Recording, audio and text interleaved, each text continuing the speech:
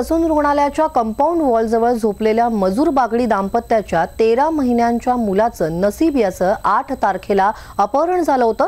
पोलिसांनी 8 दिवस तपास करून अखेर नसीबला त्याच्या आईकडे सुपूर्द केलंय।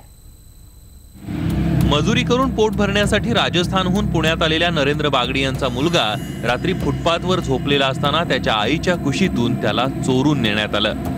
या घटनेनंतर सैरभैर झालेल्या बागडी कुटुंबाला तब्बल 8 दिवसांनी दिलासा मिळालाय। पुणे पोलिसांनी तब्बल 8 दिवस तपास करून नसीबला शोधून काढलंय।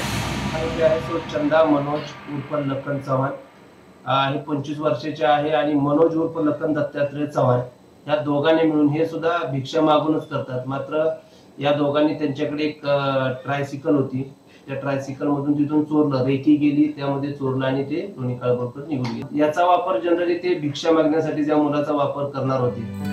नसीबला भीक मागण्यासाठी 8 तारखेला 3 चाकाच्या सायकलवर ब्लँकेटमध्ये गुंडाळून चोरून नेण्यात आलं होतं। त्यानंतर पोलिसांनी सीसीटीव्हीच्या आधारे शोध घेतला आणि त्याला कर्जत मधून शोधून काढलं।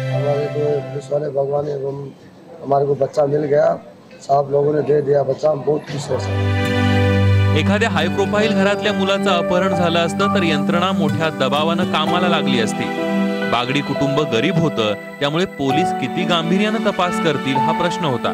मात्र तो पोलिसांनीच त्यांच्या कामानं खोडून काढलाय। या गरीब दाम्पत्याच्या मुलाला शोधण्यासाठी दिवस रात्र एक करणाऱ्या पोलिसांचं खरंच कौतुक करायला हवं। वैभव सोनवणे, न्यूज 18 लोकमत, पुणे।